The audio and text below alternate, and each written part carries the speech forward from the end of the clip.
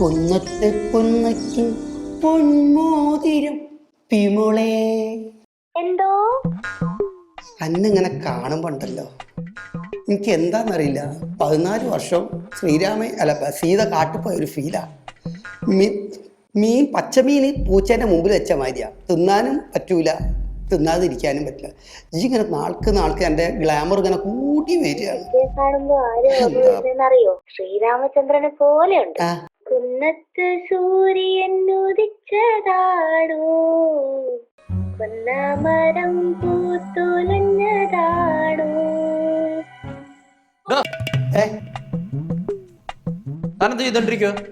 ഞാനിങ്ങനെ അവലും പഴം ഉണ്ടാക്കി കൊണ്ടിരിക്കുക, അല്ല ഉണ്ടാക്കാൻ പഠിച്ചോണ്ടിരിക്കുക യൂട്യൂബിൽ.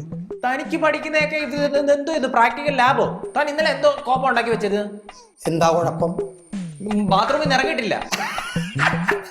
അത് നിന്റെ വയറ് ശരിയല്ല എന്നിട്ട്, അല്ലാതെ ഇവിടെ ബാക്കിയുള്ളവർക്കൊന്നും കുഴപ്പമില്ല. നിനക്ക് മാത്രമേ കുഴപ്പമുള്ളൂ. സത്യം പറയോട്, താൻ വല്ല ബിംബം കണ്ട് കലക്കി തന്നില്ലായിരുന്നു എനിക്ക്. ഞങ്ങളെ പറ്റി എന്താ വിചാരിച്ചത്? ലോകത്തിൽ നളപാചകം എന്ന് കേട്ടിട്ടുണ്ടോ? അത് പാചകം ചെയ്യുന്നവരുടെ കാര്യം. ആ നളപാചകക്കാരതിൽ ലോകത്തിൽ 8 ഗ്രന്ഥങ്ങൾ എഴുതിയതിൽ അതിലൊരു ഗ്രന്ഥം, പ്രശസ്തമായ ഗ്രന്ഥം ഞങ്ങളെ തറവാട്ടിലതാ. 8 വീട്ടിൽ പിള്ളമാര് എന്ന് കേട്ടിട്ടുണ്ടോ? അത് പിള്ളമാരല്ലേ, തീരാനല്ലോ തന്റെ കള്ളത്തരങ്ങൾ ഞാൻ പിഴിഞ്ഞ. ഞങ്ങള് മലബാറിലെ അത്രയും വലിയ നളപാചകത്തിന്റെ കലവറക്കാരാ. താൻ ഇവിടെ നോണ്ടാക്കണ്ട കലവറ കോപ്പൊക്കെ നീ ഇറങ്ങി പോകാൻ പറയുമ്പോ പോകാനേ നീ വിളിച്ചു വന്നല്ല.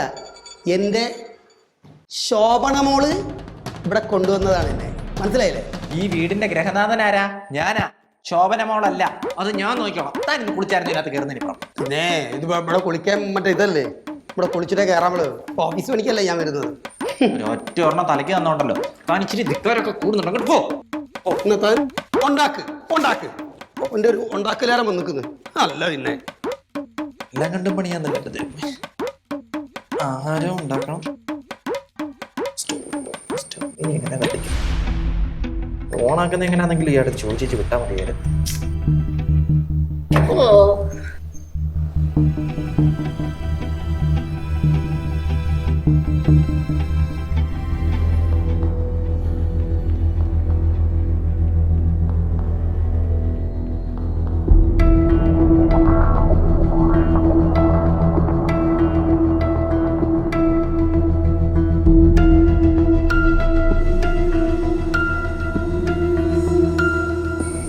ഒളിച്ചില്ലാണ് സാറ്റ.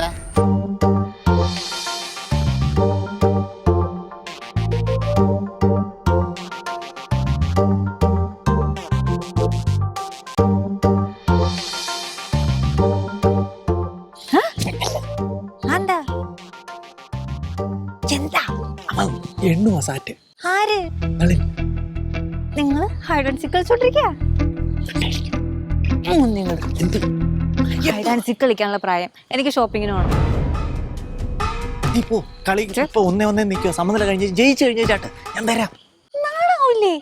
ഇങ്ങട് എനിക്ക് അയ്യോ ഇതാ ഇങ്ങനെ ഒരു മനുഷ്യനാണല്ലോ ഞാൻ കല്യാണം കഴിച്ചത്. എനിക്ക് ഷോപ്പിങ്ങിന് പോകണം. കൂടെ വന്നേ. നാളെയാ? എനിക്ക് ഇന്ന് ഷോപ്പിങ്ങിന് പോകണം. തോറ്റ് കഴിയുന്ന കപ്പലിന് മേടിച്ചു കൊടുക്കണം. എനിക്ക് നാളാവൂല്ലോ. അപ്പുറത്തെ വീട്ടിലെ കൊച്ചുങ്ങൾ പോലും ഇതുപോലെ കളിക്കില്ല സാറ്റ്.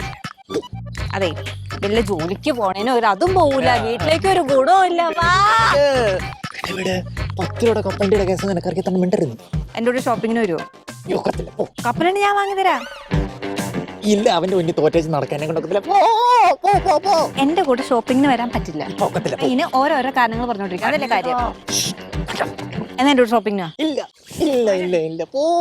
തന്നെയും കൊണ്ട് ഒറ്റ ഗുണമില്ല. ഞാനേ എനിക്ക് തന്നെ പോകാൻ പറ്റില്ല. വാ തന്നെ വേണ്ട, എന്റെ തന്നെ ലൈറ്റാ, ഞാൻ പോവാ. ഞാൻ ഉണ്ടെന്ന് പറയല്ലേ, ചിരിക്കപ്പള്ളി ഞാൻ തരാം നിനക്ക്. പറയുമായിരിക്കും ഇവിടുന്ന് മാറണേ.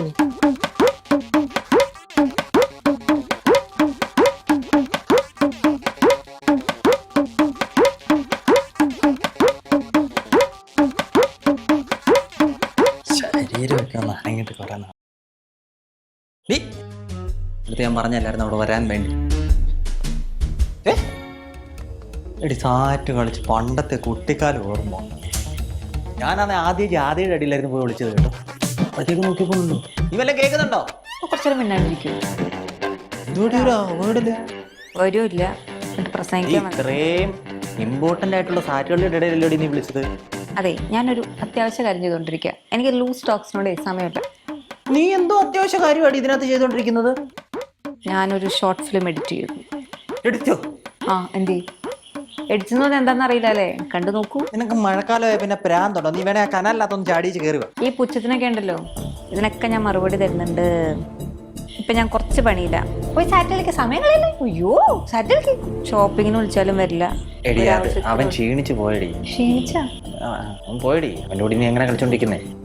എന്തായാലും പോയി സാറ്റലൈറ്റ് അവിടെ മറ്റേ കപ്പലണ്ടി കിട്ടിയില്ലേ? സാറ്റലൈറ്റ് പോയി അത് കഴിക്കും. നമുക്കൊരു ബെറ്റ് വെക്കാം, കപ്പലിലേക്ക് ബെറ്റ് വെക്കാം. നമുക്ക് എന്നോടൊപ്പം.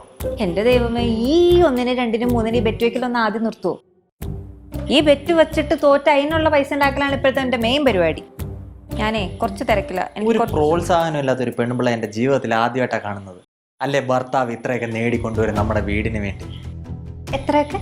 ഒന്നോടൊന്ന് പറയൂ, എത്രയൊക്കെയാണ് ഉദ്ദേശിച്ചത്? എനിക്കല്ലേലും എന്നെ കുറിച്ച് ഒരു മതിപ്പൊന്നും ഇല്ല മോളെ. നീയൊക്കെ കാണും. അതെ, ഞാൻ കുറച്ച് തിരക്കില്ല. എനിക്ക് എഡിറ്റിംഗ് കുറച്ചും കൂടെ കംപ്ലീറ്റ് ആക്കിയിട്ട് എനിക്കൊരു പരിപാടി ഉണ്ട്. ഇതെനിക്ക് അയക്കാനുള്ളത്. ഒന്ന് പോയേ. ഇത് വേണ്ട, ഇത് മതി. ഒന്ന് പോവോ? വരാൻ പറഞ്ഞാ വരൂല്ല. ആവശ്യമില്ലാത്ത സമയത്ത് വന്ന് നിൽക്കുകയും ചെയ്യും.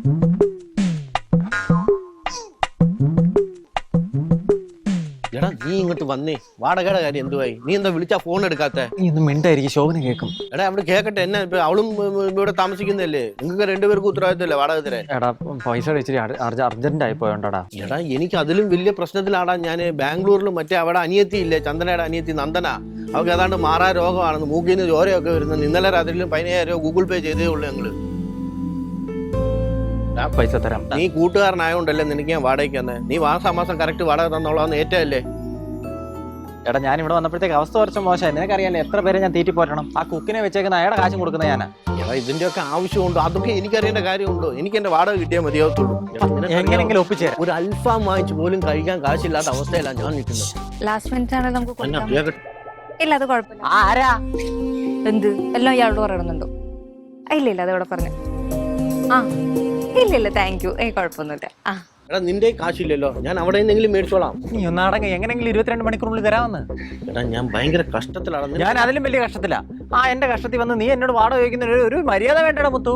എടാ എത്ര മാസമായിടാ നീ ഇത് പറയുന്നത്? എനിക്ക് വയ്യാത്തോണ്ടല്ല ഞാൻ വന്ന് നിന്നോട് ചോദിക്കും. ആര് പറഞ്ഞു? നിനക്ക് ഇപ്പോഴത്തെ വയ്യാഴി ഒന്നുമില്ല. നിനക്ക് ഏറ്റവും വലിയ വയ്യാഴി അന്ന് ചാടി എന്റെ ആ സമയത്ത് ഇടി കിട്ടിയില്ലായിരുന്നോ? അന്നത്തെ വയ്യാഴി എത്ര ഉണ്ടോ? നിനക്കൊന്നും ഓർമ്മ കാണത്തില്ല. നീ പോയേ. ഞാൻ 22 മണിക്കൂർ കഴിഞ്ഞ് വരും. എനിക്ക് എന്റെ പൈസ കിട്ടിയില്ല, അത്രേ ഉള്ളൂ. എടാ ഒരു അരമണിക്കൂറുണ്ട്. 22:30.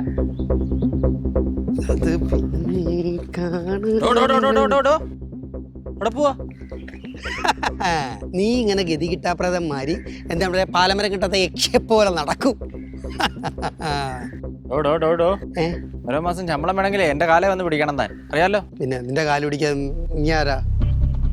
എൻ്റെ ശോഭനമോളാണ് അവിടത്തെ കെട്ടിലമ്മ. അവള് കഴിഞ്ഞിട്ടേ ഉള്ളൂ നീ എനിക്ക്.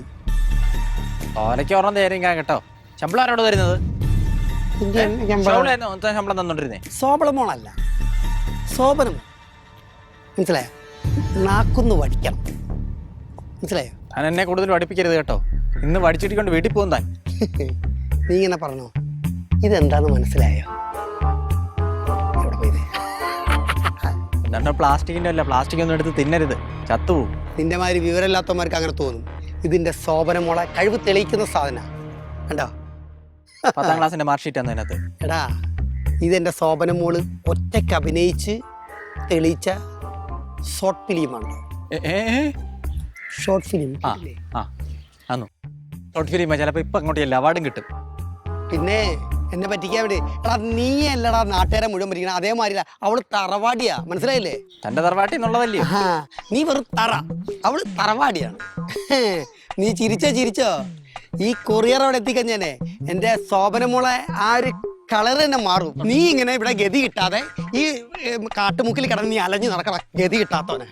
അല്ല പിന്നെ അവന്റെ ഓരോ കാര്യം.